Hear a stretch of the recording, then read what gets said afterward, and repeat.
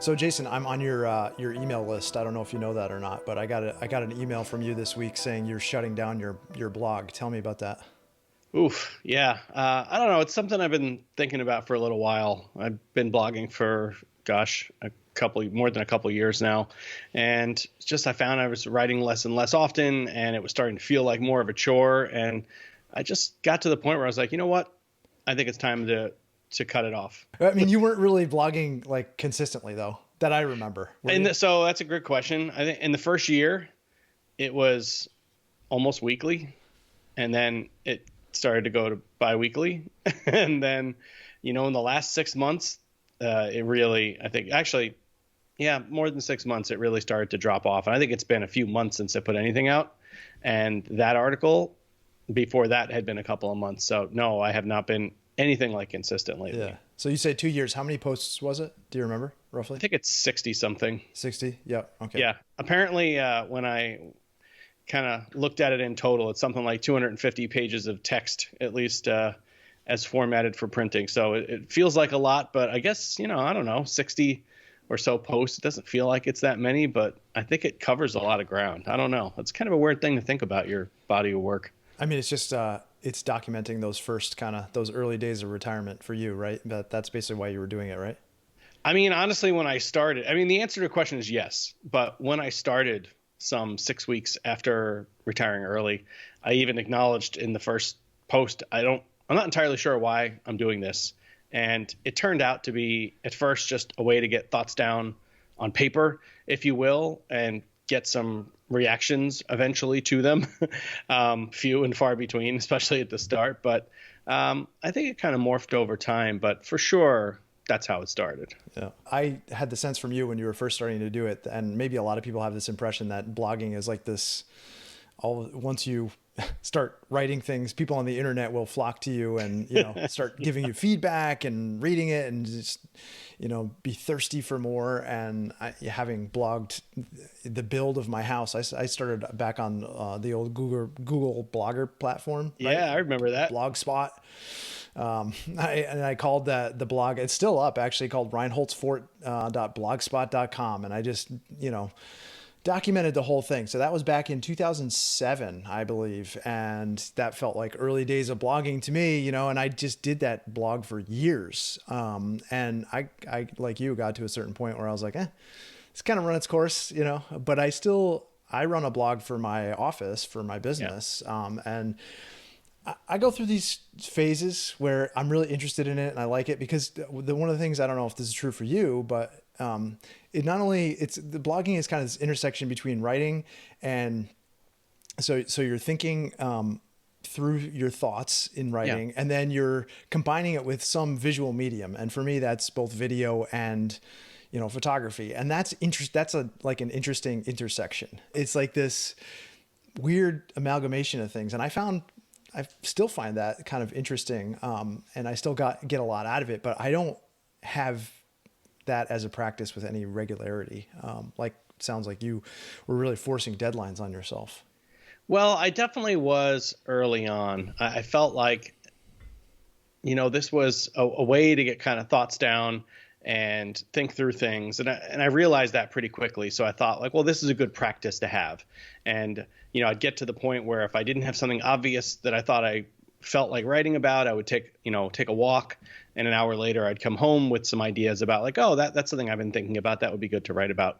And I tried to maintain a practice, and I didn't go back and do the math of, how often I stuck to that kind of, biweekly cadence or what have you, depending on the point in time. But it definitely felt like something I should be doing, especially when I realized that I was getting benefit from it. If I can rewind a little bit, the one thing I definitely want to dispel is any notion that I thought, like a lot of famous fire bloggers, I was going to follow the plan of stop working, create lucrative blog, and then it would create all kinds of income. I will admit I had the thought it might make a little fun money. I never got into ads, but I did put up some affiliate links on there and stuff like that. Nothing ever too serious. But I realized pretty quickly I wasn't interested in running the blog as a business of any kind. The sort of upkeep and things like that never felt very interesting. But what I did hope is that, it would build an audience of people. Like you said, people would flock to it right away. That clearly didn't happen despite, attempting to design a site with SEO, search engine optimization in mind, using tags and doing all the things you're supposed to do. That didn't really seem to have any positive impact. But, when people did write back and I did see some new subscriptions, that did feel really good. But I think it was largely a one-way street, but I was still finding benefit from it because it was, I guess the way to synthesize all that is it was forcing me to confront things I was thinking about and, come to some, resolutions on them. I mean, the internet is littered with false starts and failed projects, right? And, I think in some ways I saw you doing this as it was kind of partially for yourself, some self-help happening there. You could work things out in written form, but I honestly, saw it for you more as like you were interested in kind of building an audience. And when you realized that it was going to, or maybe that it wasn't working the way you thought it was going to, or you weren't interested in any of the visual components of it. Like you weren't interested necessarily in writing titles or, right. No, there was, or marketing, the marketing side of it. Like all those things were interesting to me enough to keep like that. That's why I still have a blog today, because those things are still interests of mine that are also entwined in my business. And so I wonder for you, if it wouldn't have just been more satisfying if you just kept a diary. I mean, that's almost what it was, right? I wonder. It's actually a really good question. And that thought has crossed my mind. I think, how to put it, I think one thing it did do is it forced some conversations between me and a few friends and family members that might not have happened otherwise. You as somebody who gave me feedback on it early on, even, when we weren't yet doing this show together, Two Sides of Fi, you still were asking me questions and giving me feedback based on what I was writing. And that was really helpful. My wife, Lori, as well, was doing much the same. And that, was kind of a jumping off point for some really good conversations we had. I'm thinking of talks I had with my mom as well. It was really good. But I definitely found I wasn't getting a lot of input from the greater audience, especially in the beginning. And I did think early on that would be something I was hoping for. I was seeking it. But I mean, you're absolutely right. Much like any other blogging I've done in my past, and honestly, I've had things that were blog-like since the late 90s here and there, but I never really cared about the upkeep and the pushing them out there. I think it was pretty often very personal in nature. So it's a fair point. I mean, I wonder if this project that you and I have done, which has a small following, would you feel the same way about it if it didn't have a following? I think no matter what, and that's the right question to ask. I have a couple thoughts that come to mind. Number one, I think very quickly, this served a purpose that my blog was not able to. And even when our audience was at, smaller than it is today, I still felt at least we were getting the feedback and, there's some sort of validation coming as a result of people, appreciating what we were putting out and asking questions about it. If our audience had stayed at that small level, maybe I would feel a little less fulfilled by it than I do at our current size. But I was feeling fulfilled at it when we were, 1,000 people. I still remember hitting 1,000. And we did get a leg up thanks to your existing audience, right? We had a little bump pretty early on, and that, gave us it's like the equivalent of seed money for a startup. And, that's worth something. But, on the point of this show and its relationship to the blog, I think, while I may not have realized it immediately, I absolutely believe it now. This show filled a need that the blog never did. And I think that has really allowed me to step away from the blog because, doing Two Sides of Fi with you, not only do I get the power from just having the exchange with you, the conversations you and I were having anyway before we started filming them, but we also do get to interact more broadly. We've had guests on the show, people who want to talk to us, who've approached us to share with us in this experience. We have people who comment weekly or send us, notes offline, and they ask questions and they give feedback on my experience and obviously yours as well. And that is just, orders of magnitude more of that than I ever got from the blog. falls into one of the phases or stages of retirement. Do you know this sociologist? His name is Robert Atchley, I think it is.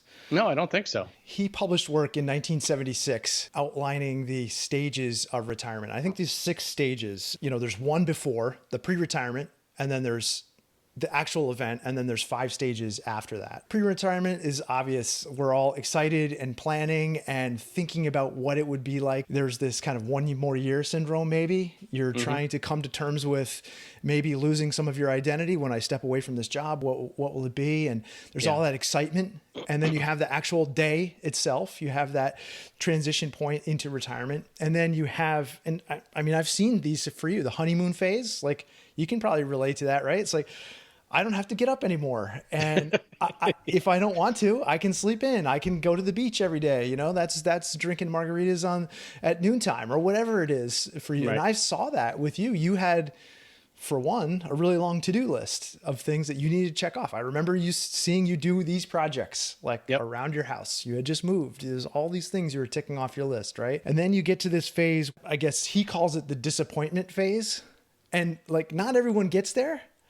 But the people who get there, they say typically can last, that phase can last quite a while because maybe this isn't all that it was cracked up to be. You're sitting in retirement and you're saying, is this all there is? Like, maybe I should have planned for doing more. You're unhappy in some way with that. And then that's followed by a reorientation phase, which says, what do I actually want to do with my retirement? Like, what do I want my life to be? What do I want my impact to be? Those kinds of things. And then there's like this long period of stability.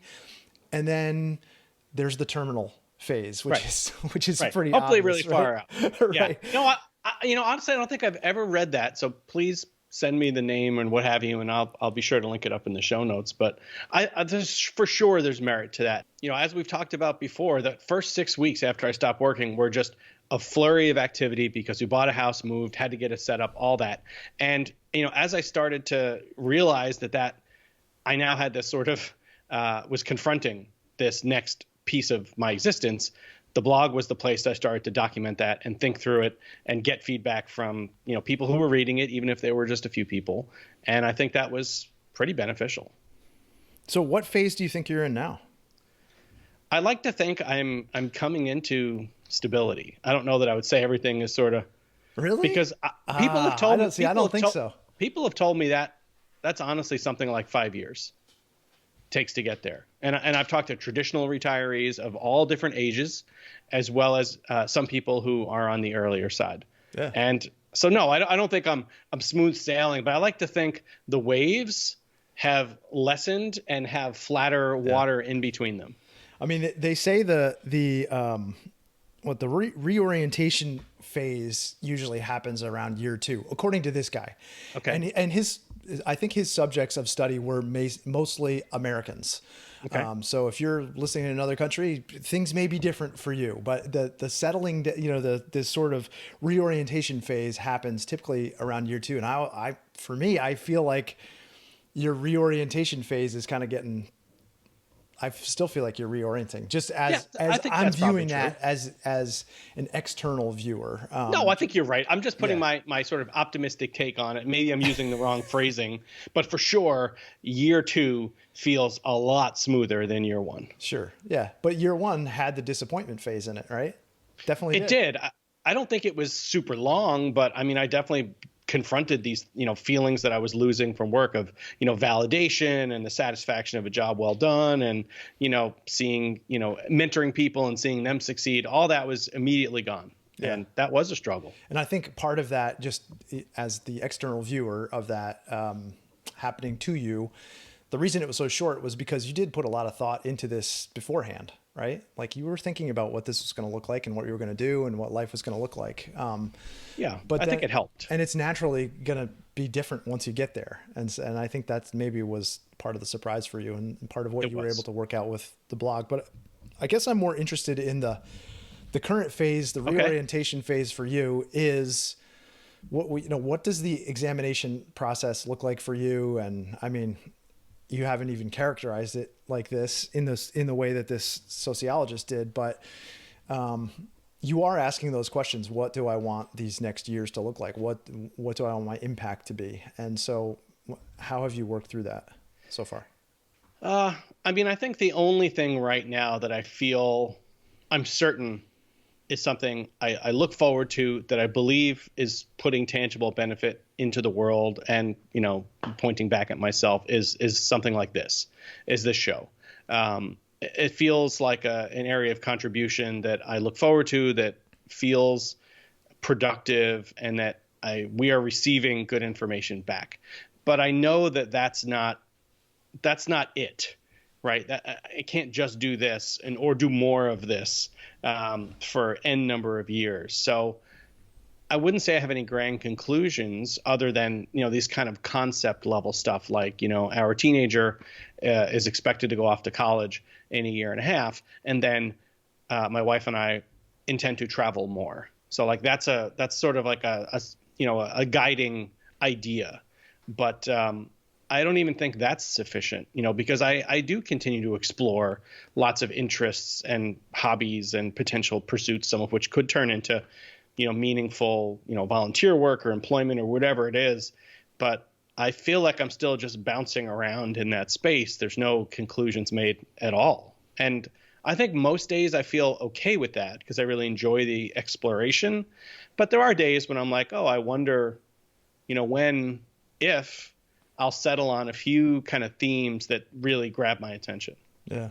I mean, are you sad to see the blog go? Does it stand for something else? I guess that's what I'm looking for, the proxy in this whole situation. Like, you know, you shut it down because you just realized, like, I want this over here, or this is more important. And, you know, I know Two Sides of Fi is important to you as it is to me. And so, okay, for now, you're going to keep that in your life. The blog is gone. What replaces it? Like, what's drawing you forward? Yeah, and it's interesting. I would not say I'm choosing A versus B. It's not like because I'm not doing the blog, I'm going to have more time for something else. It's not. I'm not clearing space because I need that space for something else. I feel like I'm not being true to it by leaving it out there and not writing anything for months. That seems stupid.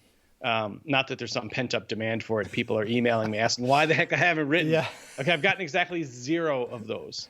0 comments, emails, anything. But honestly, like, think about the blogs you read. Like, if they don't publish for a month or two or whatever, it's like part of the culture that you consume, and it's not your life is not top of mind for everybody else. Everyone else, no, really, for nobody else.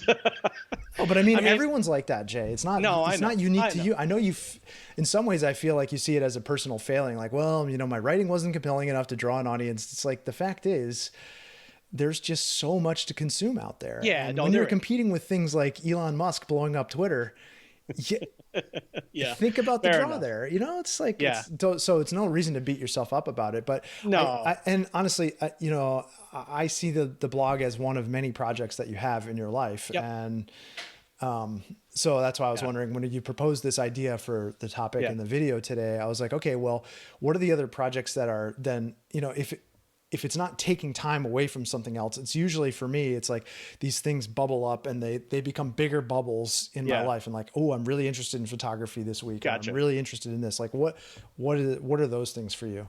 Let me try to explain. I think it's honestly more of it's just this idea that I have something that I had committed to previously, and it's just hanging over me. Like, why am I not doing anything with it? Either I'm doing it or I'm not doing it. And it just seemed silly to not take a decision to say, I'm done. And so I did. And I wasn't sad a couple days ago when I decided this. I was a little sad 6 months ago when I started really being honest with myself about, well, maybe I'm done with this. And that started to, oh, well, what do I do? Do I leave it up? I keep paying for it because I've linked to it all over the place. I was going to say, it's a financial decision. That's what it comes down to. You're not being clean. No. Let me explain. That's actually a really good point. The financial decision of renewing, and I even wrote this, the financial decision of my hosting coming up is one of the things that's it's a forcing factor. It's basically saying, like, you've sat on this for 6 months. And by the way, it's time to renew. And now you're not renewing at the teaser rate for the second hosting site you're using now, but you have to renew at the, you know, retail rate. And I don't want to do that. So either I fork over the money, which just seems stupid, or I go through the whole rigmarole again of finding a new hosting provider, migrate my WordPress, blah, blah, blah, for all the individual things you have to do on each site that are all a little different. And that seemed dumb. So I said, you know what? If I'm honest with myself, I'm not interested in writing presently, at least in this forum. I don't like this platform. I'm tired of WordPress. I'm not interested in any of the sort of associated stuff. So I'm going to kill it. And I wasn't sad. I was actually kind of relieved that I was willing to admit to myself that I could let it go. I mean, I'll be honest. Further, I did immediately start thinking, well, what do I do next? Do I push this all over to Substack, which I did, by the way. It's not live, but I did do that to see what it would look like. Maybe I'll write a newsletter. I don't know. But I decided eventually I didn't have to take that decision right now. I would just archive the posts. If anyone cares to have a copy of them in my current reader base, here you are. They're live until the site goes dead in 2 weeks. Take them. And honestly, it felt good to finally take a decision, make a choice, and just know that it's going to be shut down. The blog is interesting to me because it's something that went from being really important to me personally and being something I really looked forward to being more of a task, but that I saw benefit from when people liked it and responded to. I don't care about it anymore. Yeah. I look fondly back on some of those early poorer writing pieces I did because they're just earnest and they're emotional, but it just feels like a chapter that's done. Yep. Well, that's a good way to put it. Yeah. I mean, I think it's the life cycle of many, many creative projects, to be honest. Yeah, answer me that, because you're a creative. You spent your life in design. Is that how it feels to you? Is this something that you could kind of relate a similar story? Probably tens of stories. Totally. I mean, I'll tell you one about my house. I designed my house and I blogged about it, and I got really excited about it, and I built a small audience, much in the way that you did, and people looked forward to the posts and progress and things like that. And the day I moved into the house, I was done with it. My wife was super excited. My kids were in the bedrooms. It was like the perfect little life. Neither of us had ever lived in a home that we had owned, and it was amazing. And the day I moved in, that project was dead to me. And I don't remember noticing that sort of line. I did in read here. It. It was in here. It was. Yeah, I enjoyed your blog too. And honestly, I mean, having done so many houses over the years as an architect, the moment the project's done is just you have suffered all of the things you could suffer. Imagine. And well, I mean, there is a life beyond once your clients move in and then suddenly things start breaking or leaking or whatever it is, and there's that to deal with. But as a creative person, that is, I can relate to that, feeling like I'm getting a lot out of this. I'm a lot of creative horsepower and all my ideas. And then, I mean, the way it often works in architecture is you get enough people involved and contractors and owners and,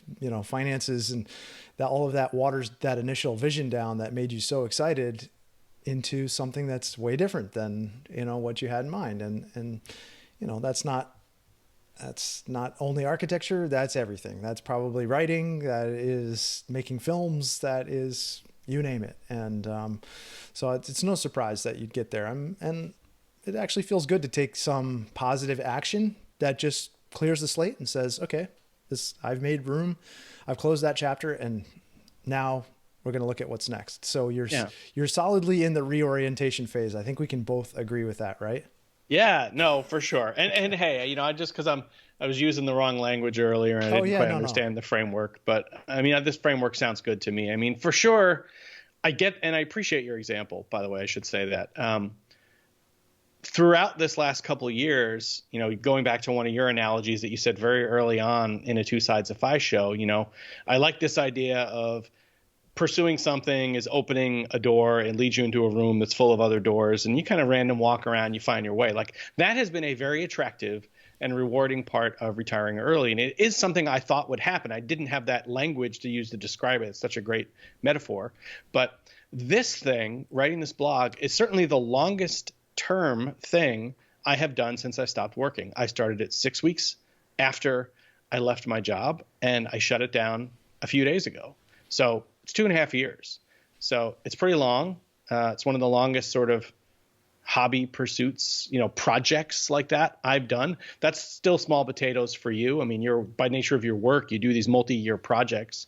But it's an unusual thing for me. Yeah. To pick up something, get excited about it, do it, and get comfortable with it and keep doing it. And then just some point be like, you know what, put a bow on it.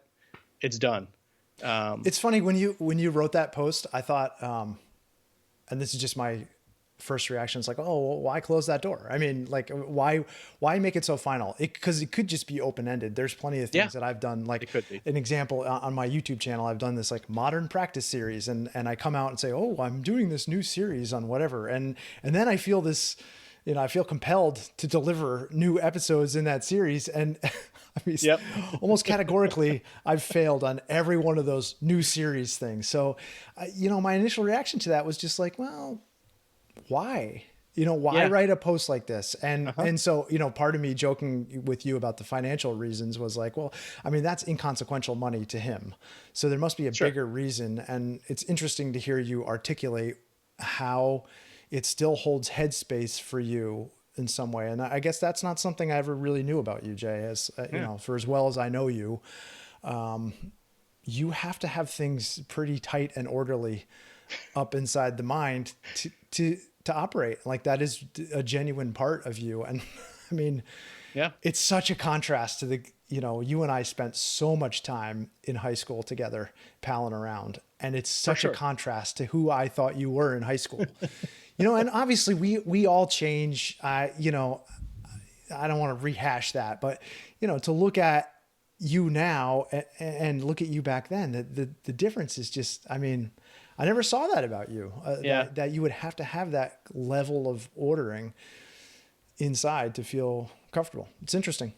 Yeah, I've certainly learned a lot about my neuropsychology over the decades. There are things I like to be chaotic and free, and then there's everything else, which is the majority, honestly, that needs a level of organization and hierarchical, kind of setup to keep me calm. But that's not something I would like to be the case. It's just something that is the case. Yeah, no. So, and I've become increasingly comfortable with it, and also learning, maybe sometimes at least, not always, my family will tell you, where chaos is okay and then where it's not. And, it's a journey for sure. But I just felt like this thing needed to transition. And that doesn't mean I never want to write again. I clearly left the door open to it in my post. I like the practice of writing. I don't know what I'd prefer to write about right now, and that's why I'm not writing anything. And I think that's okay. But what I did decide is I don't want this format, this platform. It's not interesting to me anymore. And so if I do something else, something lightweight, different sort of model altogether, like, so be it. I'm totally cool with that now. I'm really reconciled on this idea that chapter is past. I definitely blog for myself. I mean, I really do it because it's an absolute pleasure to make something that I feel is well written, has some beautiful images associated with it, and is interesting. And it's me. It's for me. And I miss not having the time right now to blog.